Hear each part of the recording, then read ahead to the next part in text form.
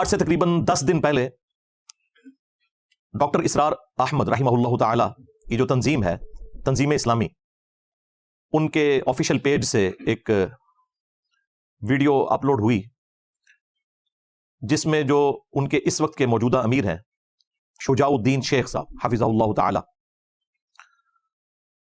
ان سے ایک کوشچن پوچھا گیا اور اس کے جواب میں انہوں نے کچھ فرمایا جو ڈائریکٹلی میرے سے ریلیٹڈ تھا، کیونکہ اسی پلیٹ فارم سے متعلق اسپیسیفکلی میرا نام لے کے کوشچن پوچھا گیا۔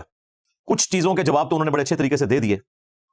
مثلا مجھ سے متعلق یہ پوچھا گیا کہ انجینئر صاحب اپنے آپ کو ڈاکٹر اسرار صاحب کا اسٹوڈنٹ کہتے ہیں، تو اس کو بڑا اچھا انہوں نے کلیریفائی کیا کہ وہ اسٹوڈنٹ ان معنوں میں نہیں کہتے کہ باقاعدہ کوئی ان کے سامنے بیٹھ کے انہوں نے کوئی علم حاصل کیا ہوا ہے۔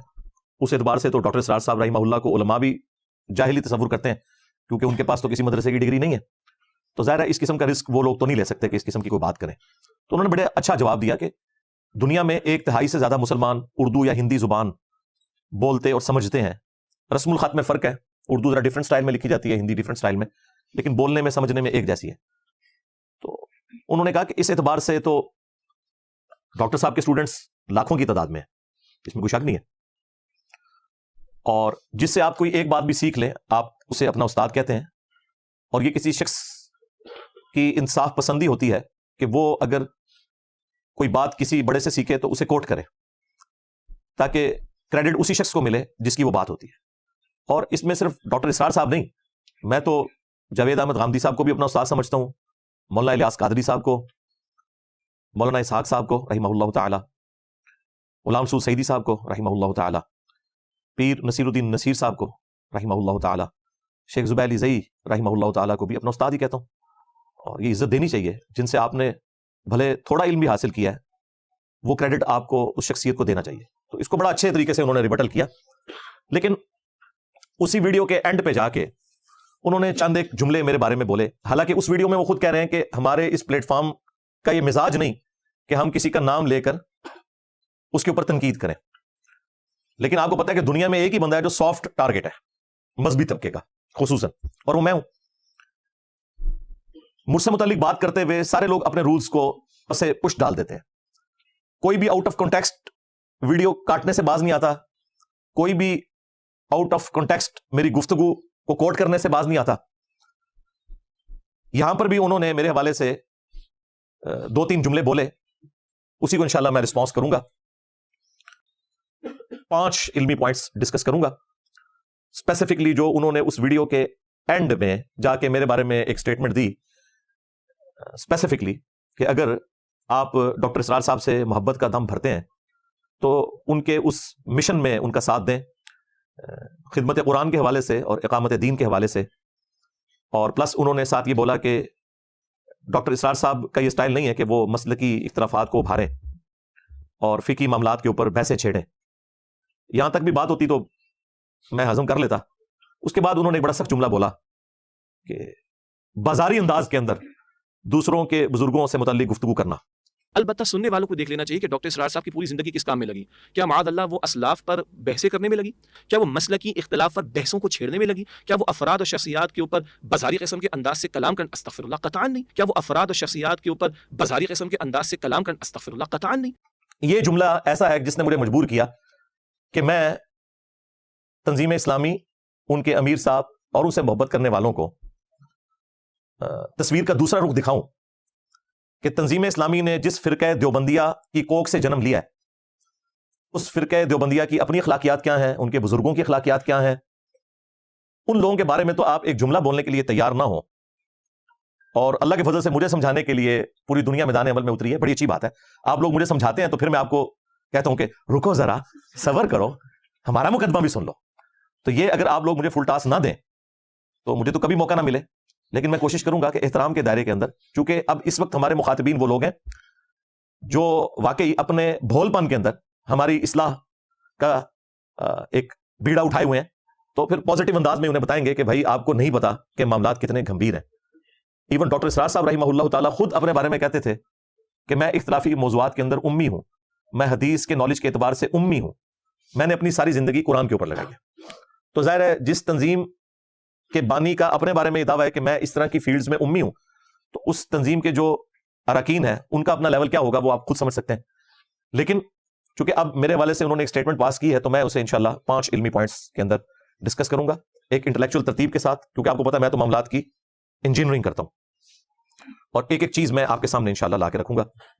ہاں جی, 5 علمی پوائنٹس جو میں نے ڈسکس کرنے تھے ان میں سے علمی پوائنٹ نمبر 1 وہ کہتے ہیں کہ جی انجینئر صاحب مسلکی اختلافات کے اوپر بحثیں چھیڑنے کی بجائے اقامت دین کے اوپر اور قرآن کی خدمت کے اوپر کام کریں. اب انہیں کون بتائے کہ اللہ کے فضل سے آپ کے سینکڑوں سال کے بزرگوں نے جو توحید کے اعتبار سے کرپشن کی تھی اور ان کے مخالفین آٹے میں نمک کے برابر لوگ توحید کی بات امت تک نہیں پہنچا سکے, جس کا اینڈ رزلٹ سب کانٹیننٹ میں قبر پرستی کی شکل میں سامنے آیا. اللہ کا شکر ہے کہ ہمارے اس پلیٹ فارم سے 15 سال کے اندر کافی حد تک اس گندگی کا صفایا ہو چکا ہے الحمدللہ. تو یہ تو ہے ہماری قرآن کی خدمت اور توحید کی خدمت. قرآن کی تفسیر میں نے 344 لیکچرز میں ریکارڈ کروائی ہے 9 سالوں کے اندر. آپ پرانے بزرگوں کی تفسیر بھی اٹھا کے پڑھ لیں, نئے بزرگوں کی تفسیر بھی اٹھا کے پڑھ لیں اور اس کے بعد ہمارے وہ 344 لیکچر سنیں تو آپ کو اندازہ ہوگا کہ کئی ایک چیزیں جو ان بزرگوں نے بھی ڈسکس نہیں کی تھیں, جو آج کے دور کے مسائل تھے عقائد کے اعتبار سے, میں نے الحمدللہ تفصیل کے ساتھ انہیں بیان کیا ہے. اور دوبارہ سے قرآن کلاسز کی ریکارڈنگ بھی 168 تک پہنچ چکی ہے. اختلافی موضوعات کے اعتبار سے 200 سے زیادہ لیکچرز ہیں اور ایک کنویں کا مینڈک بن کے نہیں بلکہ میں نے سنی شیعہ کنفلکٹ سے بھی بلند ہو کے جو حق بات تھی اہل سنت کی اسے ایکسیپٹ کیا ہے, جو اہل تشیع کی تھی اسے ایکسیپٹ کیا. پھر اہل سنت کے اندر جتنے فرقے تھے حنفی شافعی مالکی حنبلی اور آج کے دور میں بریلوی دیوبندی اہل حدیث, ان کے اندر جو جو خامیاں تھی وہ ہائی لائٹ کی ہیں اور جو جو خوبیاں تھی وہ بھی بتائی ہیں. یہ سب کچھ کر کے بھی تکفیر کسی کی نہیں کی. سب کو مسلمان سمجھتا ہوں, سب کے پیچھے نمازیں پڑھتا ہوں, الگ سے کوئی مسجد نہیں بنائی, کوئی چندہ بک نہیں بنائی, انہی کو چندے دیتے ہیں, انہی کے پیچھے نمازیں پڑھتے ہیں اللہ کے فضل سے. یہ ہے خدمت. اقامت دین کی بات کرتے ہیں تو اقامت دین کا مطلب اگر ایک چھوٹے سے فرقہ دیوبندیہ کے اندر کام کرنا ہے تو یہ آپ کی بھول ہے. یاد رکھیے گا جب تک قریش مکہ نے اسلام قبول نہیں کیا نا, اسلام عرب کی باؤنڈری سے باہر نہیں نکل سکا. بالکل اس طریقے پہ جب تک بریلوی فرقہ آپ کی بات نہیں سنتا یا آپ ان کے اصول اور مبادی کے اوپر انہیں بات سمجھانے میں کامیاب نہیں ہوتے, دیوبندی اور اہل حدیث پوری دنیا کے اندر جتنا مرضی ادم مچا لیں, جتنی مرضی اقامت دین کی کوششیں کر لیں, آپ کی کوششیں زیرو سے ملٹیپلائی ہوں گی, جو پریکٹیکلی ہمیں نظر بھی آ رہی ہیں, کیونکہ آپ نے سب سے بڑے فرقے کو نیگلیکٹ کیا ہوا ہے. ان کے بغیر تو یہاں کچھ نہیں ہو سکتا. اور ہمارے اس پلیٹ فارم کی برکت سے الحمدللہ سب سے زیادہ حق اسی فرقے نے قبول کیا ہے جن کو آپ نے نیگلیکٹ کیا ہوا تھا. تو ایک چھوٹے سے فرقے سے اٹھنے والی تنظیم یہ سمجھتی ہے کہ ہم خلافت کے اوپر یا اقامت دین کے اوپر کام کر رہے ہیں, اور حالت یہ ہے کہ امت کی اکثریت قبروں سے مانگ رہی ہے. امت کی اکثریت اس طریقے پہ نماز پڑھ رہی ہے جو بخاری مسلم میں لکھا ہی نہیں ہوا. تو اقامت دین تو یہاں سے سٹارٹ ہوگی نا کہ قرآن کی توحید بیان ہو, اور توحید کے بعد جو سب سے اہم چیز ہے نماز, اس کا طریقہ صحیح بخاری اور صحیح مسلم سے سیکھے. تو اللہ کے فضل سے ہمارے پلیٹ فارم سے یہ والا کام ہو رہا ہے. اور جو سب سے بڑی بدعت اس امت کی جسے سب نیگلیکٹ کرتے رہے, جتنی خلافت والی تنظیمیں ہیں, جتنا دین کے اوپر کام کرنے والی جماعتیں ہیں, فرقہ واریت کو پروموٹ انہوں نے ضرور کیا, فرقہ واریت کے خلاف علم بلند نہیں کیا. سب سے بڑی بدعت اس امت کی فرقہ واریت ہے. یہ ہو ہی نہیں سکتا کہ فرقہ واریت کو ایڈریس کیے بغیر کوئی شخص اقامت دین کرے یا خلافت کا نظام قائم کرے, کیونکہ پاکستان میں اکثریت بریلویوں کی ہے. اگر یہاں بریلویوں کی حکومت آتی ہے تو میرے بھائی خلافت کے اوپر کام کرنے والی تنظیمیں ان کے نزدیک واجب القتل ہیں, کیونکہ وہ انہیں دیوبندیوں کو اور اہل حدیث کو گستاخ رسول سمجھتے ہیں. اقامت دین پھر سٹارٹ ہی آپ سے ہوگا. ہاں یہ ذہن میں رکھیے گا. آپ کے بزرگوں کی قبریں بھی ملیا میٹ کریں گے اور اپنا ہر نانگا بابا ڈھونڈ ڈھونڈ کے اس کے مزار بنائیں گے وہ. تو گراس روٹ لیول سے آپ نے چینج لے کے آنی ہے. لوگوں کو اس توحید سے آشنا کرنا ہے جو اللہ کے محبوب صلی اللہ علیہ وآلہ وسلم کی تعلیمات میں قرآن و سنت کے ذریعے ہم تک پہنچی ہیں. اگر آپ یہ نہیں کر سک رہے اور آپ درس قرآن کرنے کو اور اس میں بھی جو فرقوں کے اختلافات ہیں انہیں ایڈریس کیے بغیر درس قرآن کرنے کو امت کی خدمت سمجھتے ہیں, تو ایک خاص چھوٹے سے طبقے کے لیے تو امت کی خدمت ہو سکتی ہے یہ کہ جو آلریڈی ان باتوں سے ایگری کرتے ہیں. پوری امت کی خدمت اس میں کوئی نہیں ہوگی. تو اللہ کے فضل سے اقامت دین کے حوالے سے, خدمت قرآن کے حوالے سے, اور بالخصوص امت کی سب سے بڑی بدعت یعنی فرقہ واریت, اس کے خلاف اگر علم کسی نے بلند کیا تو وہ الحمدللہ اس پلیٹ فارم سے بلند ہو رہا ہے. باقی تبلیغی جماعت ظاہر ہے دیوبندیوں کی جماعت ہے, دعوت اسلامی ظاہر ہے بریلویوں کی جماعت ہے, جماعت الدعوہ ظاہر ہے اہل حدیث کی جماعت ہے. تنظیم اسلامی اور جماعت اسلامی مینلی فرقہ دیوبندیہ کی کوکھ سے انہوں نے جنم لیا ہے. اسی لیے آپ کو بریلوی علماء ان کے پلیٹ فارم کے اوپر نظر نہیں آئیں گے. ایک دو بار غلطی کر کے مفتی منیر صاحب چلے گئے تھے, اب ذرا ان کو لا کے ممبر پہ بھی آپ بٹھائیں, کبھی بھی نہیں آئیں گے وہ.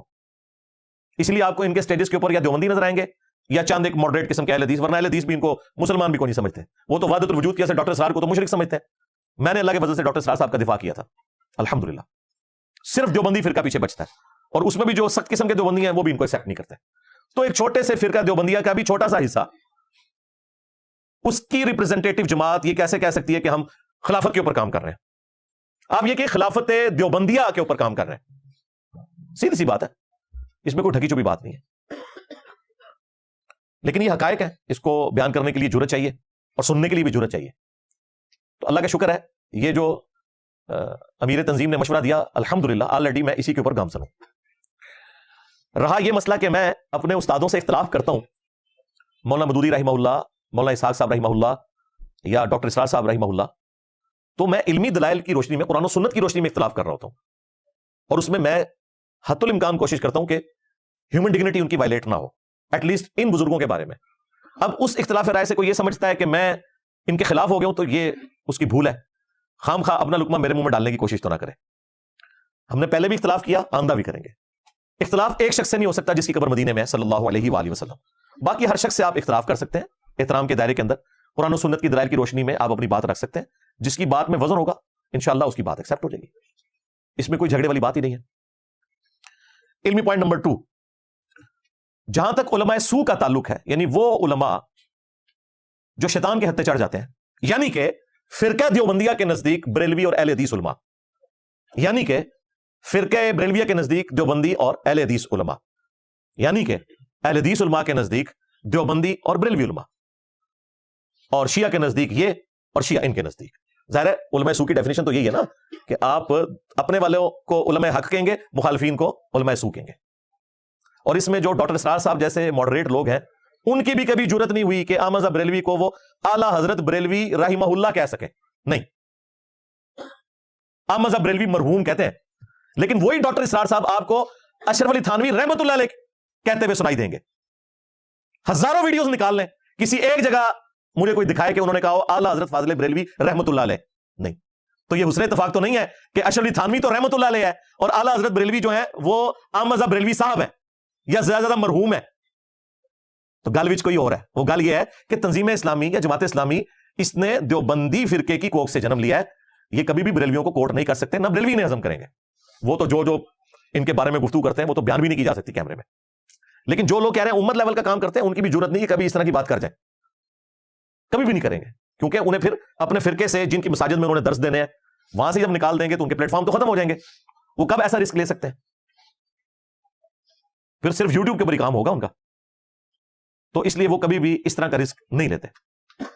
تو علماء سو کے حوالے سے ڈاکٹر اسرار صاحب کا جو موقف تھا، یہ میں امیر تنظیم جو اس وقت کے ہیں ان کو مخاطب کر کے اور ان کی جماعت کے لوگوں کو یہ کہنے لگا ہوں کہ جو زبان ڈاکٹر اسرار صاحب نے علماء سو کے بارے میں استعمال کی ہے اس کے اوپر میں الگ سے 2-3 گھنٹے ان کے ویڈیو کلپس لگا کے بھی ویڈیو ریکارڈ کروا سکتا ہوں،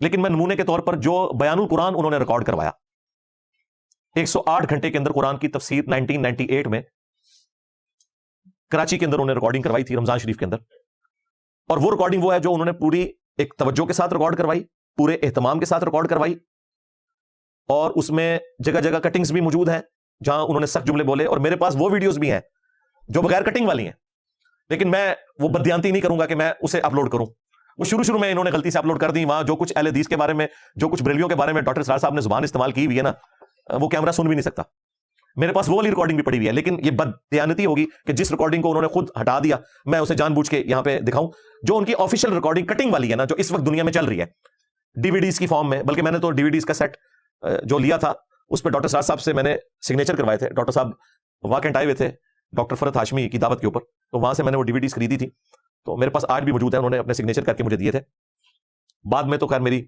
تفصیلی ملاقات بھی ان سے ہے 13 جون 2008 کو، بلکہ یہ 13 جون 2008 والی ملاقات پہلے ہے اور واکنٹ والا ان کا ٹرپ بعد کا ہے، اس کی الگ سے ویڈیو ریکارڈ ہے، اس میں جتنی گفتگو ہوئی تھی وہ آپ دیکھ سکتے ہیں، 1 ملین سے زیادہ لوگ اس ویڈیو کو دیکھ چکے ہیں۔ تو جو اس وقت اسٹیبلشڈ بیان القرآن موجود ہے اس کے اندر ڈاکٹر اسرار صاحب نے جو جملے علماء سو کے بارے میں بولے ہیں، میں وہ آپ کو نہ صرف کوٹ کروں گا بلکہ اس کے ویڈیو کلپس بھی بیچ میں ڈالوں گا۔ کوئی یہ بھی کہہ سکتا ہے کہ انجینئر صاحب اپنی طرف سے ڈاکٹر اسرار صاحب کے بارے میں بات کر رہے ہیں، بعض بیچارے جو نوخیز لڑکے نئے تنظیم کے ساتھ جڑتے ہیں تو وہ سمجھتے ہیں کہ ہم ڈاکٹر صاحب کے اوپر جھوٹ باندھ رہے ہیں، تو ان کی تسلی کے لیے بھی آپ کو ڈاکٹر صاحب سے اٹیچ ہوئے کتنا عرصہ ہوا ہے، اور مجھے ویڈیوز ان کی دیکھتے ہوئے 15 سال سے زیادہ ہو چکا ہے. مجھے تو بیان القرآن میں جہاں جہاں انہوں نے قرآن حکیم کی تلاوت کے دوران غلطیاں کی ہیں وہ جگہ بھی پتہ ہے، لیکن میں نے کبھی کو کلپ اس کا کاٹ کے اپلوڈ نہیں کیا. غلطی لگ سکتی ہے، چھوڑ دیں. ابھی دیوبندیوں کے منہ کے اوپر اتنی بڑی کالک ملی گئی ہے. فلسطین کانفرنس کے اندر پلانٹ ارتھ پہ جو دیوبند کے سب سے بڑے مفتی ہیں، جن کو یہ مفتی اعظم پاکستان بھی کہتے ہیں، شیخ الاسلام کہتے ہیں، مفتی تقی عثمانی صاحب حفظہ اللہ تعالی. اور یہ میں ان کے اوپر ٹونٹ نہیں کر رہا، بشری تقاضا کسی سے بھی ہو سکتا ہے. میں ان کے ماننے والوں کے اوپر ٹونٹ کر رہا ہوں جو اس بنیاد کے اوپر کسی کے بارے میں کہہ دیتے ہیں قرآن پڑھنا نہیں آتا. انہوں نے قرآن کی ایک آیت جو مشہور زمانہ آیت تھی، سورہ توبہ کی آیت نمبر 24، اس میں کم از کم 4 جگہ پہ غلطی کی ہے ایک آیت کے اندر. لک میں دے کے بھی ان کی غلطی دوسری ہوئی پیچھے سے، پھر اینڈ پہ انہوں نے صرف ترجمہ بیان کر دیا. اب ہم کیا ان کا مذاق اڑانا شروع کرتے ہیں؟ نہیں، غلطی لا سکتی ہے. ابھی تو میں غلطی بتا رہا ہوں جو آیات کے اندر ہے. جو تجوید کی غلطی ہیں وہ تو ظاہر ہے یہ لوگ قاری نہیں ہے، نہ مفتی تقی عثمانی صاحب قاری ہیں، نہ مفتی منیب صاحب قاری ہیں. میں اس طرح کی غلطی بھی نکال سکتا ہوں کیونکہ میں نے تو میٹرک لیول سے قرات سیکھی ہوئی ہے الحمدللہ. باقی کہیں پڑھنے میں کوئی کسی سے مس ہینڈلنگ ہو جانا، یہ نہیں ہوتا کہ اسے قرآن نہیں پڑھنا آتا. تقی عثمانی صاحب کو پھر ہم کیا اس طرح کی بات کریں گے؟ تو اس طرح کی مس ہینڈلنگ، لیکن میں نے کبھی وہ چیزیں اس طریقے سے ویڈیو میں نہیں دکھائی. تو ڈاکٹر اسرار صاحب نے جو 5 جملے علماء سو کے بارے میں بولے ہیں نا، میں وہ ایک ایک جملہ آپ کو سناتا ہوں اور ویڈیو کلپس بھی لگاؤں گا. پھر آپ نے فیصلہ کرنا ہے کہ جو لوگ ہمیں مشورہ دیتے ہیں کہ انجینئر صاحب جو ہے بازاری لینگویج استعمال کرتے ہیں، تو کیا یہی توپوں کا رخ آپ اپنے امیر کی طرف بھی کریں گے جو بانی تنظیم ہے؟ میں تو نہیں کروں گا. میں تو کہتا ہوں بالکل ٹھیک بول رہے ہیں. ڈاکٹر اسرار صاحب جس طریقے سے گفتگو کرتے تھے، ممبر کا تقاضا یہی ہے. صحیح مسلم میں 2005 نمبر حدیث ہے، اور یہ حدیث وہ ہے جو جابر بن عبداللہ سے امام محمد باقر علیہ السلام نے روایت کی ہے، اور ان سے ان کے بیٹے امام جعفر صادق علیہ السلام نے روایت کی ہے. اہل البیت کے ائمہ نے یہ حدیث روایت کی ہے کہ نبی صلی اللہ علیہ وآلہ وسلم جب بھی ممبر پر جلوہ افروز ہوتے، آپ کی آواز بلند ہو جاتی، غصے میں اضافہ ہو جاتا، آنکھیں سرخ ہو جاتی، جیسا کہ کوئی جرنیل اپنی فوج کو تیار کر رہا ہو. یہ نبی علیہ السلام کا نارمل خطبہ ممبر کا یہ ہوتا تھا، کیونکہ ممبر کی ریکوائرمنٹ ڈفرنٹ ہے. ہاں ویسے بیٹھ کے مجھ سے بات کریں تو وہ اور بات ہے، لیکن جب آپ ممبر پہ بیٹھتے ہیں تو پھر یہ ممبر کا تقاضا ہے کہ آپ کی آواز بلند ہو جائے، آنکھیں سرخ ہو جائیں، غصے میں اضافہ ہو جائے. تو نبی علیہ السلام کے جمعے کے یا عید کے خطبے کا سٹائل طارق جمیل سٹائل یا غامدی سٹائل نہیں ہوتا تھا، ڈاکٹر اسرار سٹائل ہوتا تھا. اور یہ کوئی بدتمیزی پہ مبنی سٹائل نہیں بلکہ سنت سٹائل ہے. اب آپ کو سنت سکھائی نہیں گئی، آپ کو پتہ ہی نہیں قرآن و سنت میں کیا لکھا ہوا ہے، تو آپ کو تو یہی لگنا ہے. آپ نے چند رسومات کا نام دین رکھ لیا ہوا ہے. تو اب وہ ڈاکٹر اسرار صاحب کے 5 جملے میں آپ کو بتاتا ہوں. نمبر 1، ڈاکٹر صاحب نے فرمایا علماء سو دنیا کے کتے ہیں. کتے کا ورڈ یوز کیا. علماء سو کیوں وجود میں آتے ہیں؟ جب وہ دنیا کے کتے بن جائیں گے تو دین کو بدنام کرنے والے. بظاہر دینی مناسب ہیں لیکن اصل میں ان کے پردے میں دنیا داری کی جا رہی ہے. نمبر 2، آسمان دنیا کے نیچے سب سے بدترین مخلوق علماء سو ہے. وہ شخص دین کی خدمت میں لگا ہوا ہے. اب اسے فرض کیجئے کوئی ہدیہ دے رہا ہے، کوئی اس کو اگر فرض کیجئے تحفہ دے رہا ہے یا کسی طریقے تو دین کے لیے دے رہا ہے. اگر یہ لوگ بھی اپنے پاس دولت جمع کریں، اگر یہ اپنی جائیدادیں بنائیں، تو یہ بدترین انسان ہے آسمان کی چھت کے نیچے کے. ظاہر ڈاکٹر صاحب جب علماء سو کہہ رہے ہیں تو وہ کس کو کہہ رہے ہوں گے؟ مطلب کوئی کسی خلائی مخلوق کو تو نہیں کہہ رہے نا، اسی پلانٹ کے اوپر آباد ہے نا وہ مخلوق. کس کو کہہ رہے ہوں گے وہ؟ اب مجھے بتانے کی ضرورت نہیں ہے. ظاہر ہے انہی کو کہہ رہے ہیں کہ جن کو وہ رحمۃ اللہ علیہ کہتے ہوئے ڈرتے ہیں. جن کو وہ رحمۃ اللہ علیہ کہہ رہے ہیں ان کو تو نہیں کہہ رہے ہوں گے. نمبر 3، انہوں نے فرمایا کہ قرآن کے اندر بھی علماء نے تحریف کر دی ہے، صرف قرآن کا ٹیکسٹ باقی ہے جو عربی ٹیکسٹ ہے. قرآن کے مفہوم میں اور تفسیر میں علماء نے تحریف کر دی ہے. یہ علماء کے فضائل ڈاکٹر اسرار صاحب نے بیان کیے. ہمارے بھی بہت سے علماء کا علماء سو جنہیں ہم کہتے ہیں حال یہ ہو چکا ہے. خود بدلتے نہیں، قرآن کو بدل دیتے ہیں. ہوئے کس درجہ فقیہان حکم بے توفیق. جو صورتحال ہے صرف قرآن کا متن بچا ہوا ہے، اس کے مفہوم میں، اس کی تفسیر میں، اس کے ترجمے میں تو تحریفیں موجود ہیں، بڑی بڑی تحریفیں موجود ہیں. متن بچا ہوا ہے وہ اس لیے کہ اللہ تعالیٰ نے اس کی حفاظت کا ذمہ لیا ہے. نمبر 4، انہوں نے کہا کہ علماء حق اور علماء سو میں فرق کرنے کے لیے لٹمس ٹیسٹ یہ ہے کہ جو بھی عالم دین اپنے دینی کیریئر کے انجام پر دولت اور جائیداد چھوڑ کر مرے تو اس میں کوئی شک ہی نہیں وہ علماء سو میں سے ہے. میرے نزدیک آج بھی اگر آپ جاننا چاہیں علماء حق کون ہے اور علماء سو کون ہے تو لٹمس ٹیسٹ یہ ہے، جو شخص اپنے دینی کیریئر کے نتیجے میں پھر جائیداد بنا کر دولت چھوڑ کر بڑا ہو وہ علماء سو میں سے لا محالہ، اس میں کسی شک و شبے کی گنجائش نہیں. لو جی ڈاکٹر صاحب نے تو سارے مولی پھڑکا چڑھے تھے. مرنے کے بعد زندگی میں ان کے ایسٹس دیکھیں، تنخواہیں 10-10 20-20 ہزار اور گاڑیوں ڈرائیور رکھے ہوئے. ڈاکٹر اسرار صاحب نے جو ڈیفینیشن کی ہے نا اس کے تحت تو یہ سارے کے سارے علماء سو ہیں، جن کو آپ علماء حق یا پنجابی میں علماء حقا یا ہمارے ایک دوست علماء حقا کہتے ہیں، جن کو سمجھ رہے ہیں نا وہ بھی سارے کے سارے ڈاکٹر صاحب کے نزدیک کیونکہ انہوں نے کہا لٹمس ٹیسٹ ہے کہ وہ دینی کیریئر کے انجام پہ. تو میں کسی عالم کا نام نہیں لیتا, جس کو آپ بڑے سے بڑا عالم سمجھتے ہیں نا, ذرا بتائیں کہ ان کے پاس کون سی کمپیٹنسی ہے, انہوں نے کس کاروبار کے اندر محنت کی, کون سی ایسی نوکری کر لی کہ ان کے پاس کروڑوں اور اربوں کی جائیدادیں ہیں. سب کا سب وہ چندہ بک سے کھاتے ہیں. اور دیکھیں ادھر وہ بندہ بیٹھا ہے جو اپنی جیب سے آپ کو کھلاتا ہے. کوئی چندہ بک نہیں, کوئی مسجد نہیں, کوئی مدرسہ نہیں. چندے تمہیں دیں, نمازیں تمہارے پیچھے پڑھے, اور پھر تم سے یہ باتیں ہم سنیں کہ انجینئر صاحب نے فرقہ لانچ کر دیا. فرقوں کا ایک گند ہے نا, جو کوئی ایک گند میرے اندر ثابت کرو. 5ویں نمبر پہ ڈاکٹر صاحب نے فرمایا کہ آج کی جو نوجوان نسل ہے یہ دین سے متنفر صرف اس وجہ سے ہے کہ انہوں نے علماء کا کردار دیکھ لیا ہے, اور وہ یہ سوچتے ہیں کہ وہ علماء جو قرآن و سنت پیے ہوئے ہیں, یہ جملہ ہے ان کا, کہ یہ تو قرآن و سنت پیے ہوئے ہیں اور یہ بھی دنیا کے کتے بنے ہوئے ہیں اور آپس میں اسی طریقے سے لڑتے پھرتے ہیں جس طرح دنیا دار لوگ. پھر وہ کہتے ہیں کہ اگر قرآن و سنت پینے والے لوگوں کا یہ حال ہے تو ہم بھی دین پر چلے تو اسی قسم کے مسلمان بنیں گے. یہ چیز لوگوں کو, نوجوان نسل کو دین سے متنفر کر دیتی ہے. جب اللہ تعالیٰ کسی امت کو کتاب دیتا ہے اور اس امت کے اندر جو ہے پھر وہاں کے نوجوان فرض کیجئے 3ری 4تھی 5ویں نسل میں آ کر دیکھتے ہیں کہ جو اس کتاب کے عالم ہیں, پڑھنے پڑھانے والے ہیں, آپس میں دست و گریبان ہیں, لڑ رہے ہیں, ان کی زندگیوں کو بھی ہم دیکھتے ہیں تو وہ بھی اسی طرح کے دنیا دار ہیں جیسے ہم ہیں, تو ان کا اعتماد کتاب پر سے اٹھ جاتا ہے کہ ہم نے تو یہ کتاب پڑھی نہیں, انہوں نے پڑھی ہوئی ہے, یہ تو اس کتاب کو پیے ہوئے ہیں, اور پھر ان کا کردار یہ ہے. تو کیا ہے اس کتاب میں, پھر نوٹ کیجئے اس کو, وَإِنَّ الَّذِينَ أُورِثُوا الْكِتَابَ مِن بَعْدِهِمْ لَفِي شَكٍّ مِّنْهُ مُرِيبٍ. ان کے اندر شکوک و شبہات وہ پیدا ہو جاتے ہیں. لو جی, کوئی فضیلت رہ گئی باقی علماء دی؟ تو یہ ڈاکٹر صاحب کی میں ساری ویڈیوز انشاءاللہ اٹیچ کروں گا تاکہ اگر کسی کو وہاں آئے نا تو وہ نکل جائے اللہ کے فضل سے. باقی اگر مجھ سے پوچھیں تو میں ڈاکٹر صاحب کی ہر بات کے ساتھ ایگری کرتا ہوں قرآن و سنت کی روشنی میں.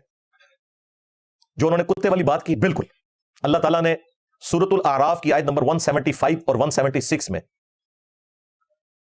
بلعام بن بعورہ المستدرک للحاکم میں حدیث موجود ہے, ابن مسعود رضی اللہ تعالیٰ عنہ کا قول, یہ ایک یہودی عالم تھا بلعام بن بعورہ. بلعام بن بعورہ بھی بولا جاتا ہے, بلعام بن بعورہ بھی, یہ دونوں پروننسیشنز چل رہی ہیں.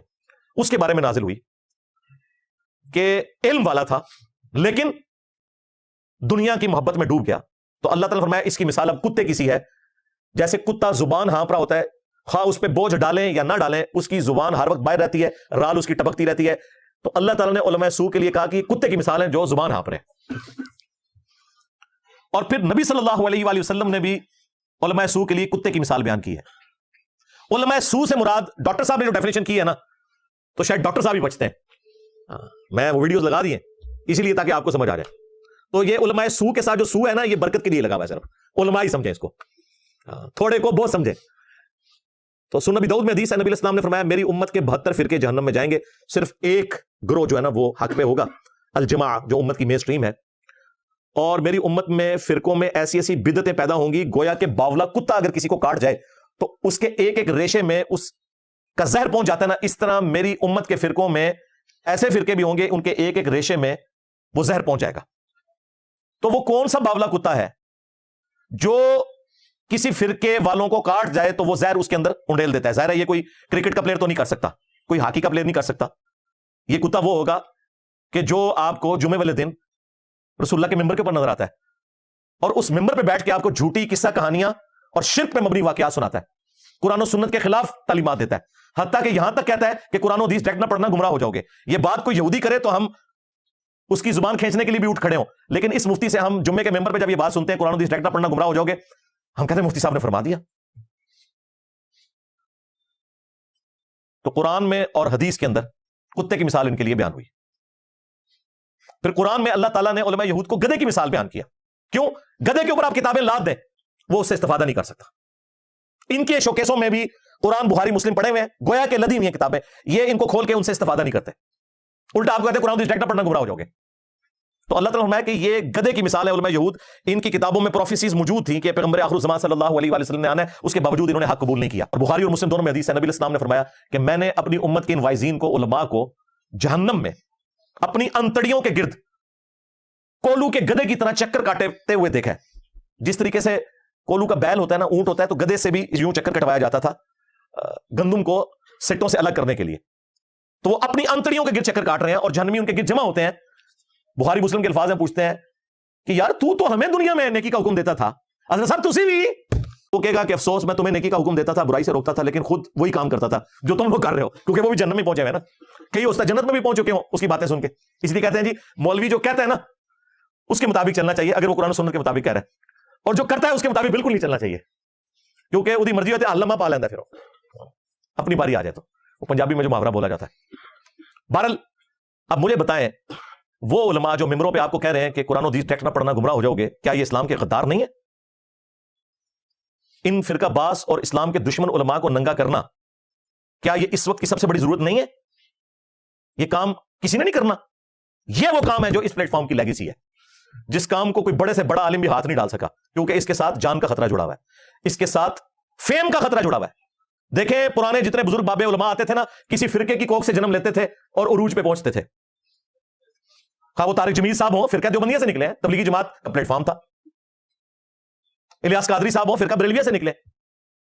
آج تک ایسا نہیں ہوا تھا کہ ایک بندہ اکیلا اٹھے سارے فرقوں کو للکارے اور علم کی بنیاد کے اوپر انہیں الٹ کے رکھتے. یہ اللہ تعالیٰ کی غیبی مدد ہے الحمدللہ.